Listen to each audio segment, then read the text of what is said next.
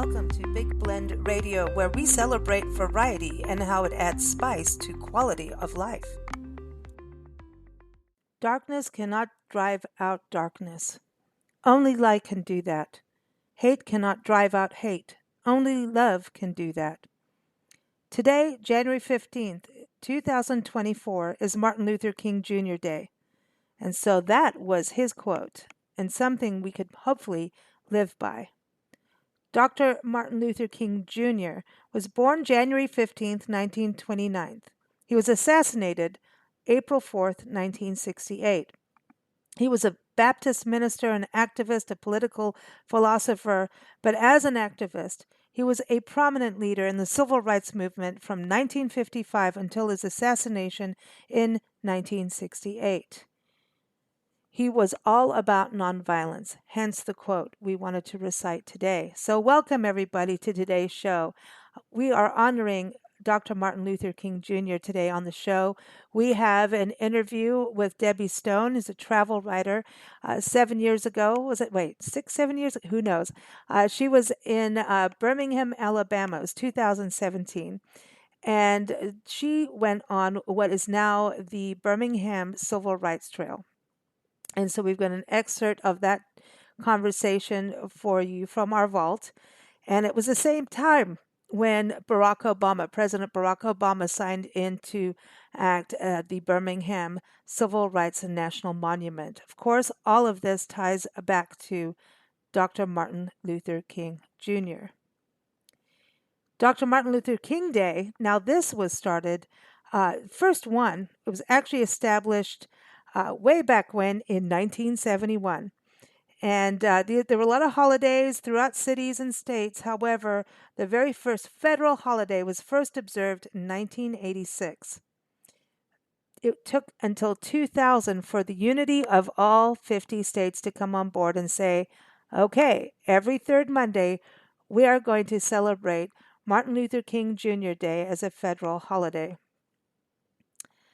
Do you know the song Happy Birthday by Stevie Wonder?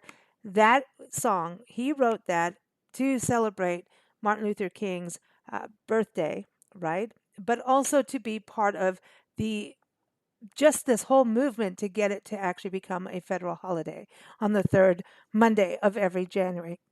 So today, that's our song of the day, right? So he did that. He worked really hard, performed it, and it is all on his album, Hotter Than July, and that came out in 1980, 1981. It was the fourth single that came out, and check that out. Obviously, that link's in the show notes. As always, everything we talk about today is in the show notes. So Dr. Martin Luther King Jr. oversaw the 1955 Montgomery bus boycotts. This, again, was about being nonviolent. It was a civil rights protest when African Americans refused to ride city buses in Montgomery due to segregated seating. This was all after Rosa Parks, the late great Rosa Parks, was arrested and jailed for refusing to give up her seat to a white man on a city bus. So, our book of the day today is by H.H. Leonards, author of Rosa Parks Beyond the Bus, Life, Lessons, and Leadership. We did an interview with her a couple years ago, and the link is in the show notes to read the book and also hear the podcast. It's actually quite interesting because H.H. Is the founder and chair of the O Street Museum Foundation in Washington, D.C., and the mansion on O Streets, and that's where Mrs. Rosa Parks called her home away from home for the last decade of her life. The book was actually published by R.H. Boyd, and you can get it. It's really a collection of memories compiled from the decade that Rosa Parks was a guest in H.H. Leonard's home in D.C. So, going back to Martin Luther King Jr.'s life, he became the first president of the Southern Christian Leadership Conference.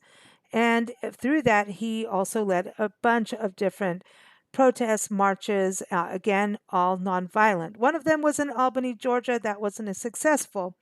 But then that led to, again, going to the 1963 protests in Birmingham, Alabama, which you're going to hear about in our interview with Debbie Stone today. In fact, she will talk about even being there to witness the original door from the jail cell where Martin Luther King wrote Letter from Birmingham Jail, urging white religious bystanders to become active in the movement. I can only imagine how she felt. Nancy and I saw his hearse at the museum, at the Louisiana Sports Hall of Fame Museum, which is also part of, it's actually a Louisiana State museum as well. And so they had that as a traveling display. And to stand there and be next to the hearse that carried his body is something I'll never forget. There's something about going to these sites.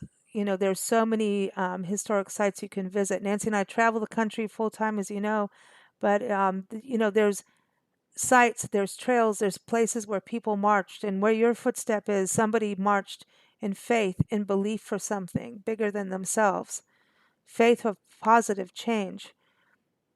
And so hopefully you get to experience those as well. So Birmingham obviously is a good place to go too. It's fun. So moving on, he was also one of the leaders of the 1963 March on Washington. This is where Martin Luther King Jr. famously delivered his I Have a Dream speech. It was on the steps of the Lincoln Memorial, and it helped organize two of the three Selma to Montgomery marches during the 1965 voting rights movement. Now, today, you can actually follow that trail as part of the National Park Service's Selma to Montgomery National Historic Trail. And Nancy and I have been to a few of the sites, and again, it's like, whoa, people marched here, and we were on some of them in winter, and you go, whoa, were they here during the heat, during the cold? And you know, even if they were marching peacefully, that sometimes these marches, they got clubbed. The people marching, in nonviolent, again, that was his whole point, Martin Luther King Jr.'s nonviolence. They got clubbed. They got attacked by dogs, something that Debbie talks about in her story as well. So that's one of the things you can do is go there as well as the Martin Luther King Jr. Memorial. That's at the National Mall in Washington, D.C. There are just so many streets. There's Martin Luther King boulevards across the country and even around the world that are named in his honor. And, you know, just go to those statues, those places. There, whenever someone puts that up, it's obviously for a sign of peace, to make positive change and nonviolence. On October 14th, 1964, Martin Luther King won the Nobel Peace Prize for combating racial inequality through nonviolent resistance.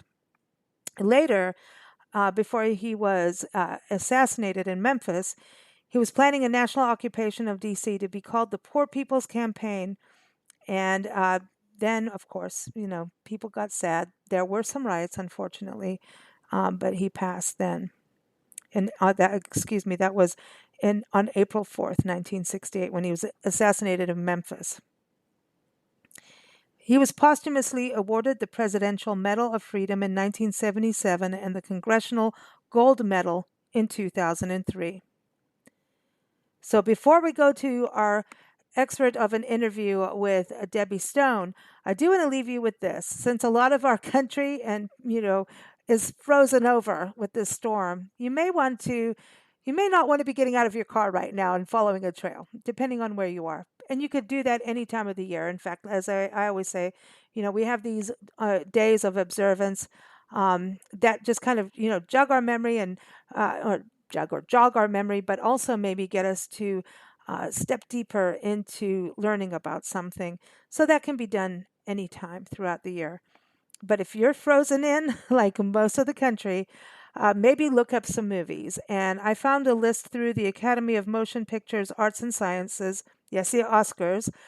They came up with a great list of 10 movies to watch in honor of Dr. Martin Luther King Jr. and the Civil Rights Movement. So I'll be putting that link in the show notes for you to watch. One of them that I think is really poignant, again, going to what we were talking about with Birmingham, Alabama, is called Four Little Girls. And this is in 1997 when it came out. And it really shares the story of on September 15th, 1963, when KKK members bombed the black parishioners at the 16th Street Church in Birmingham, Alabama. 4 black girls were killed in the blast. May Collins, Carol Denise McNair, Cynthia Wesley, and Carol Rosamond Robertson. This is what really spurred Dr. King to travel to Montgomery, and that became one of those reasons of why he decided to do the Montgomery bus boycott routes, not routes, you know, marches, but also a really focus on the need. And so he did a lot of protests, and not just Montgomery with the bus, but also went to Birmingham. And again, that leads right into the story with Debbie Stone. It's an HBO documentary for little girls, and it was directed by Spike Lee. Also earned an Academy Award nomination for Best Documentary. Thank you all for joining us. Stay tuned for Debbie Stone.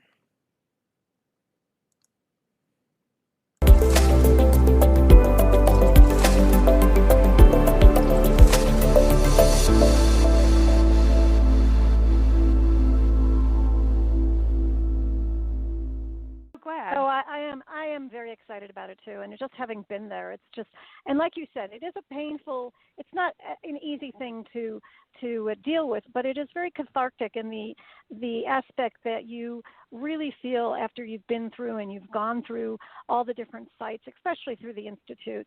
You have I think a fuller, a better understanding, especially if in fact you did not live through those times. And so it's to me, it's just an excellent trip for people to make, people of all ages. And I for one was very gratified after I had visited this area. It really, really is such a special experience. And as I started out in my story, I think I mentioned that it all started at Bethel, and Bethel is one of those places that people don't know very much about. Bethel is Bethel Baptist Church, and it was helmed by this very fiery Reverend Fred Shuttlesworth, who really actually was basically, in my mind, the spark that created the flame for this movement. But he was overshadowed. He's almost like a hidden figure in relation to some of the more, I would say, prominent leaders of the day, like you said, Reverend Martin Luther King Jr., and also Reverend Ralph Abernathy as well.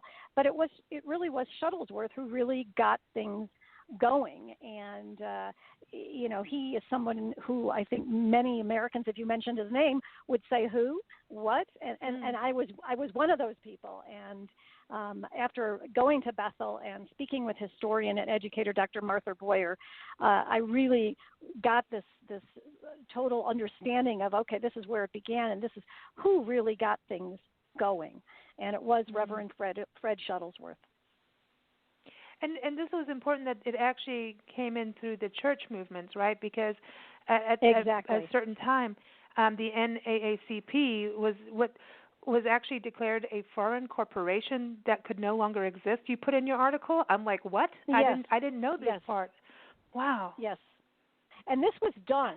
The state of Alabama did this in retaliation, basically, to Reverend Shuttlesworth's refusal to turn over the names of that organization, the local members, and of the NAACP. So he, in response, then formed the Alabama Christian Movement for Human Rights, or the ACMHR, and so that kind of took over for the NAACP there in Alabama, and it really was the kernel for the human rights movement there.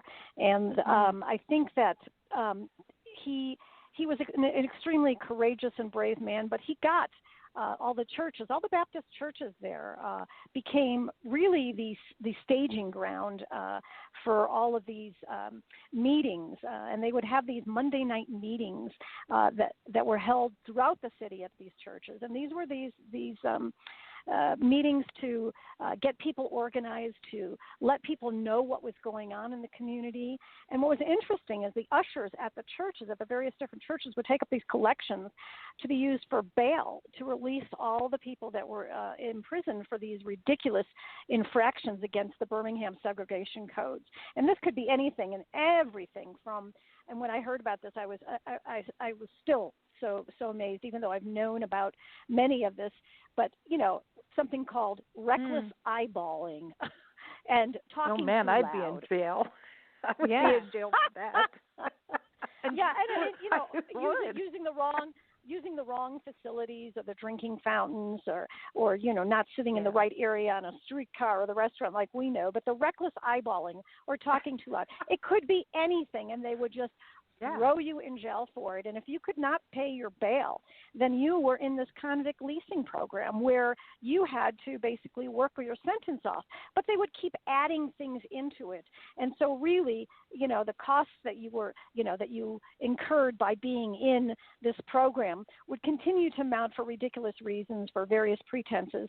And so, you would be in prison for year after year after year with really no end in sight. So the ushers would collect this bail money to help people so they wouldn't have to get into this convict leasing program. Wow. And, I look now what we have with all these, private prisons and, corporate prisons, this whole, we have an issue in this country with what's going on. And I, look back at this and I'm going, we need to learn about these because it's getting kind of similar in a lot of ways. And this is why I think it's so important to look at history so that we can right our wrongs. And also to foster an understanding between all of us as human beings, when you're talking about here's the people going to prison, and it does sound like slavery to me in a way, and you make note of that in your article. The one thing that really, touches me is like here, you have these churches, and churches are supposed to be a protective place. You're not supposed to attack a church, yet this church got bombed. Yes, 3 separate times by the white extremists, and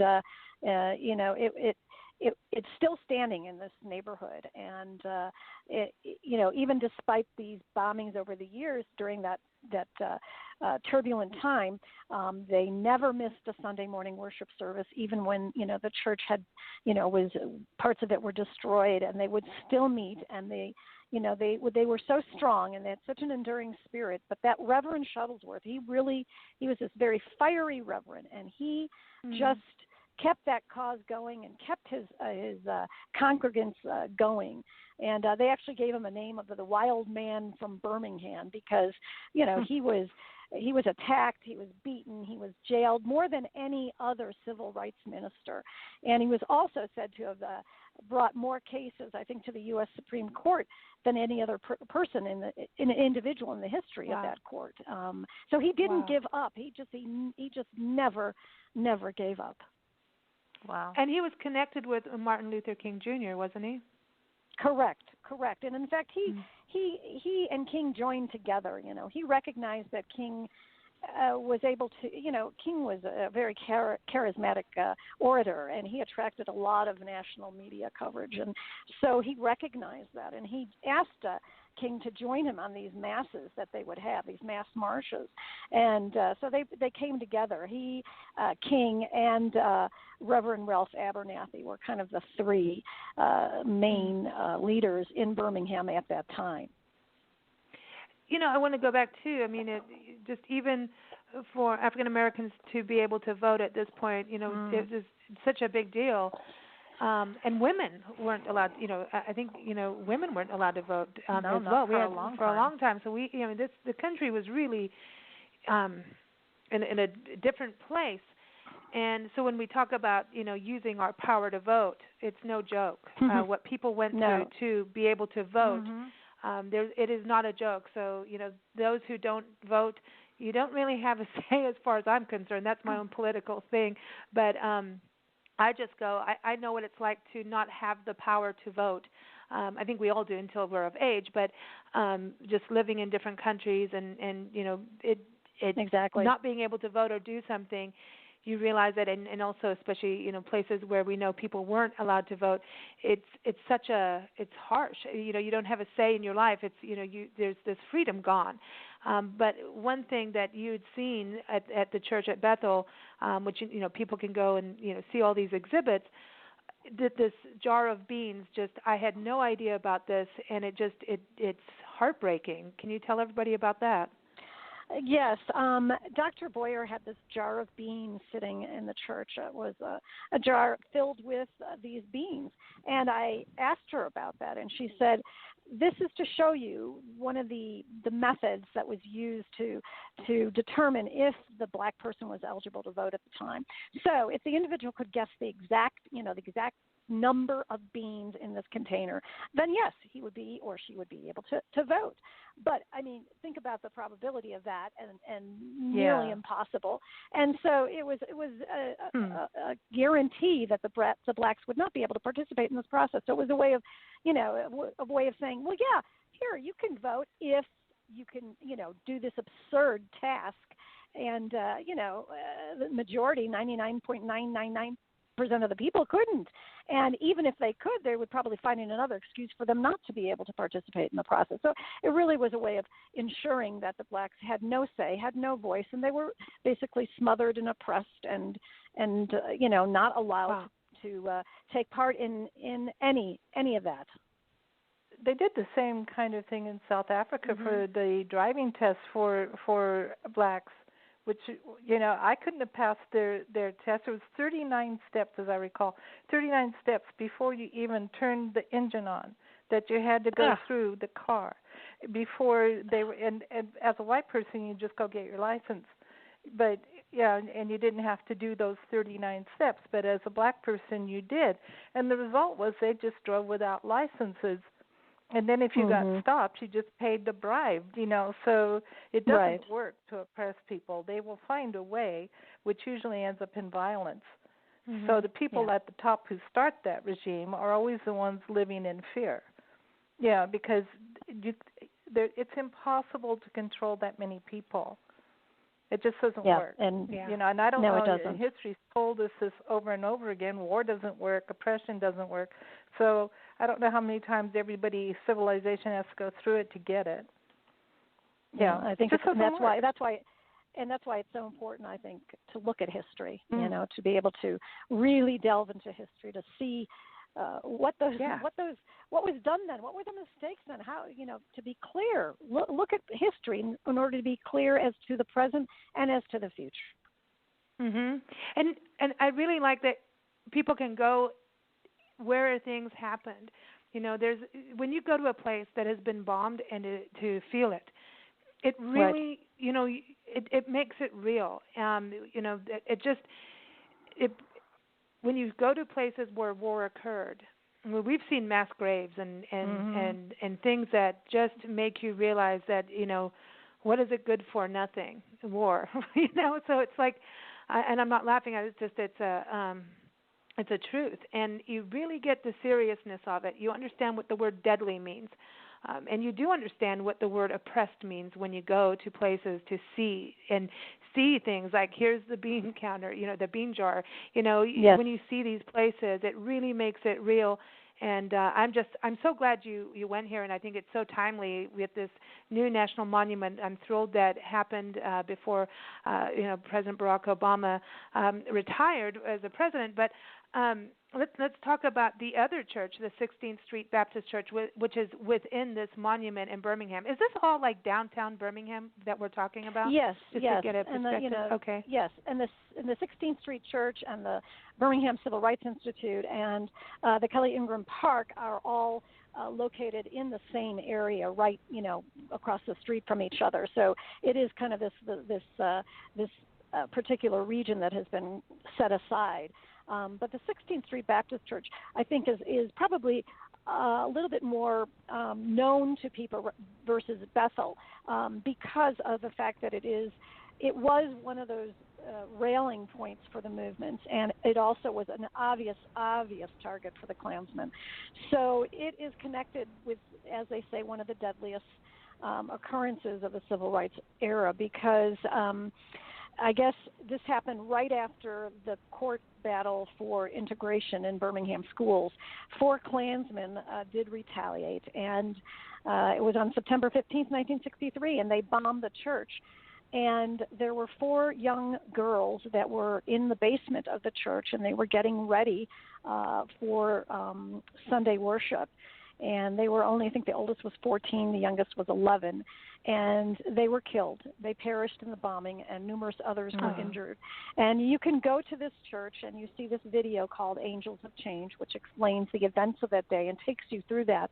And then there are these photos that show you the damage of the blast, the damage to the church, what happened, all the lack of response from the police and all the subsequent events that happened. And what is really eerie to me is there's this picture, and it showed that all of the stained glass windows in the church were destroyed, all of them, except this one window, which had the figure of Jesus Christ on it.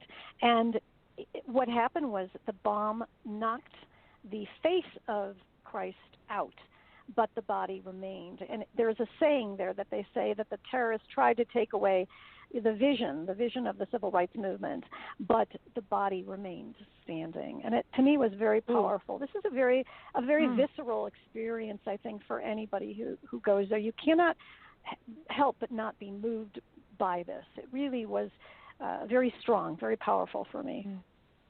It gives me goosebumps. It's just so odd it's that heavy. stuff like this happens. Yeah. It's really hard to wrap your mind and your heart around something that makes no sense.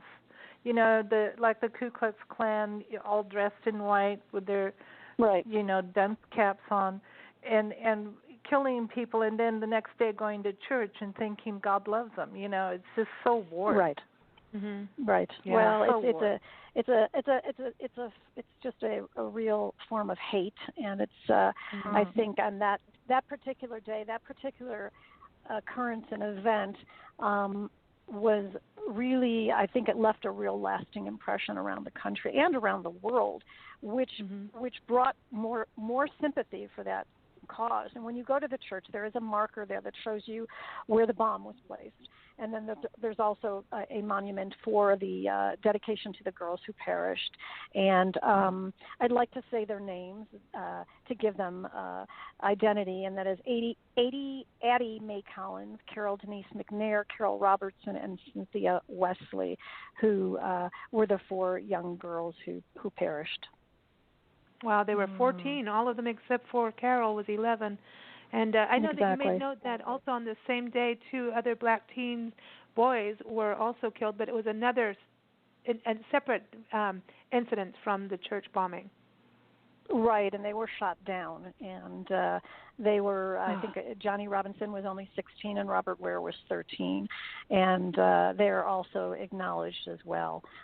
So in that one day, there were 6 children who perished to violence, and lots of other people who were injured. I think it was just a real shock to a lot of people around the world who were watching on their TVs about the coverage of this, and maybe it hit home, it hit to them. This is what it took. I don't know, but it really did begin to put the cause right there center stage, and I don't think people could ignore it any longer.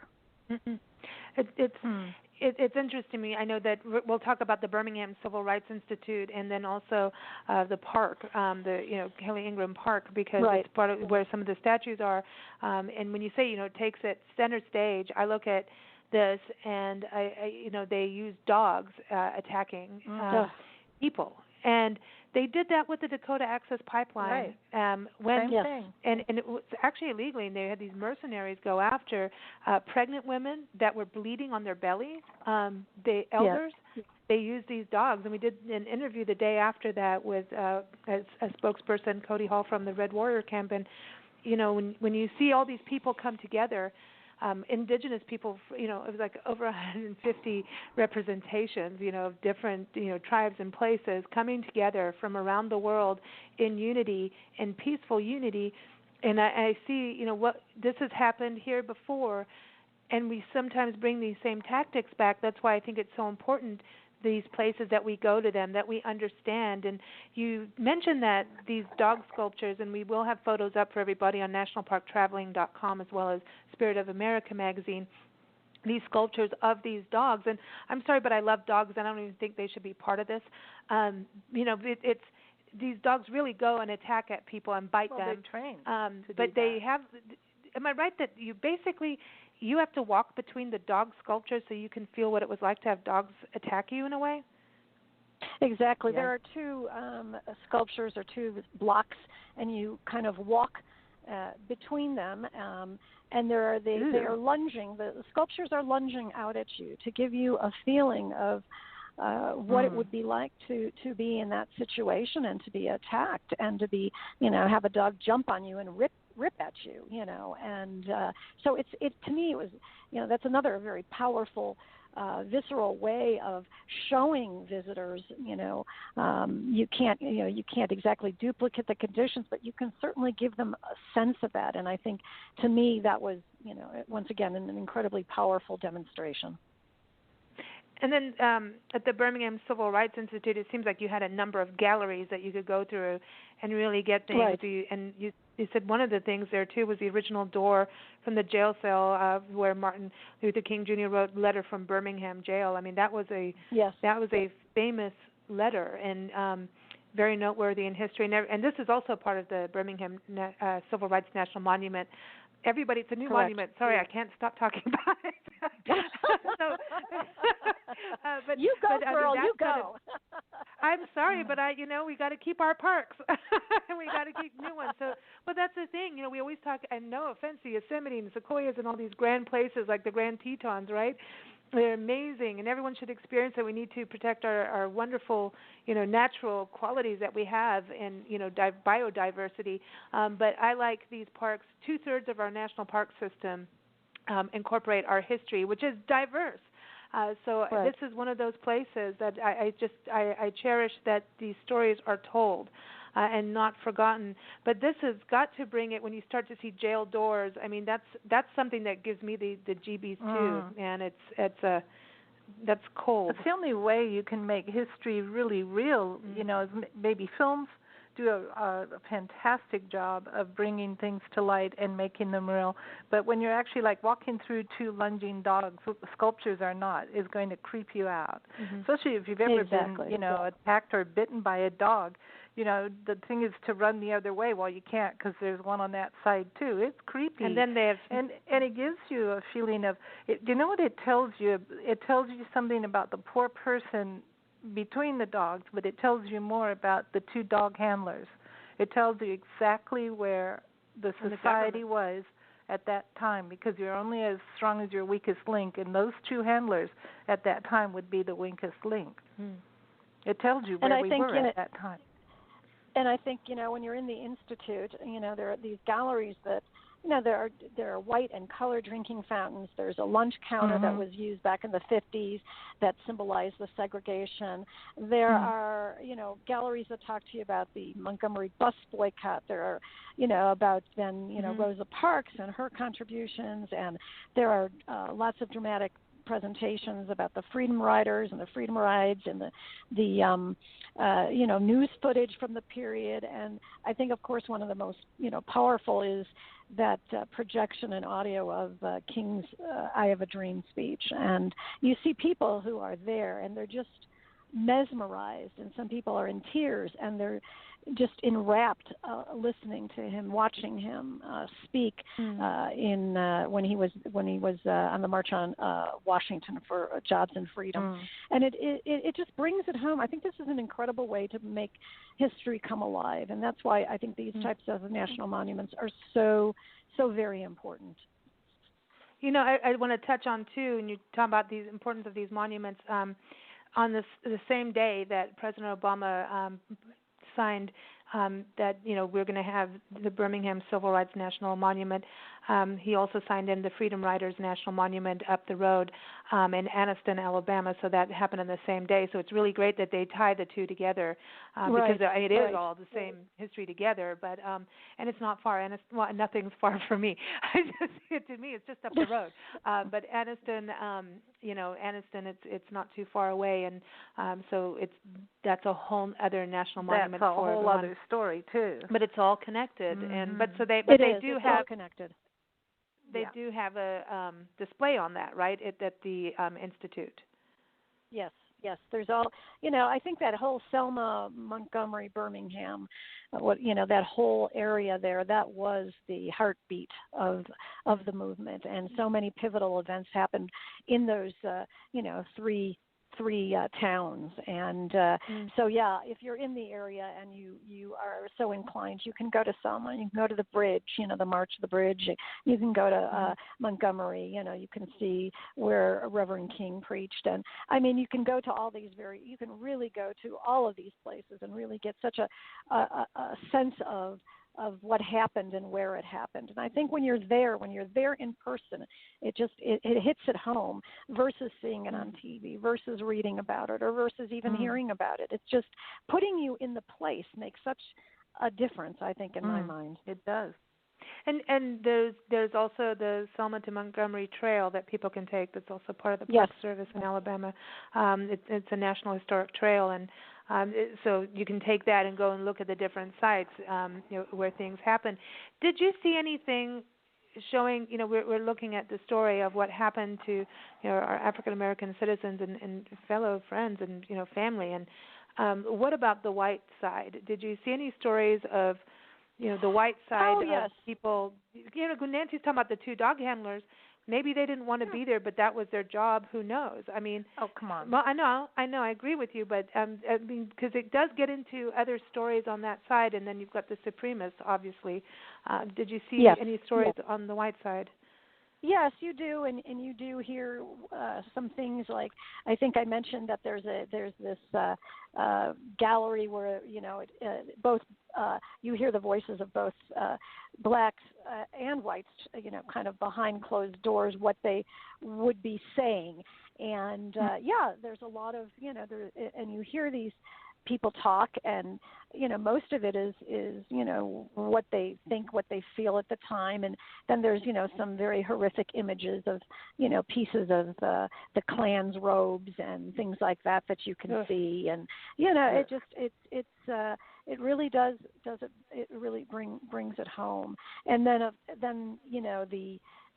I just think all these images, particularly, for example, like the restored armored personal vehicle from Eugene, what they called him, Bull Connor, who many people have heard the name because he became this face or this symbol of racism because he was so into continuing white supremacy. And he was the one, he actually was the one who put the hoses and set the dogs on the marchers, and many at the time that were children.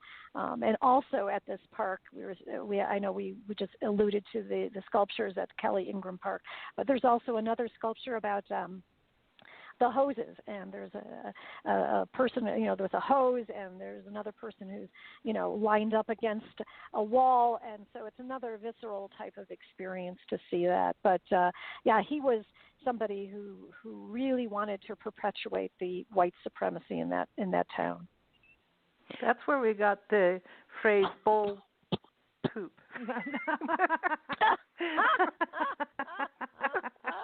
So I want to tell everyone, the four main parts of the new national monument, the Birmingham Civil Rights National Monument, is the Birmingham Civil Rights Institute, which we were talking about, the 16th Street Baptist Church, Kelly Ingram Park, and also the A.G. Gaston Motel, which was actually considered a historic monument to black entrepreneurship and was owned by Arthur George Gaston. So you could see that there, right, in that same district.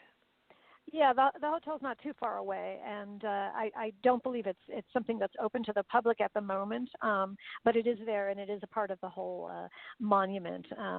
So yes, it is there, and things are not very far apart from each other in Birmingham.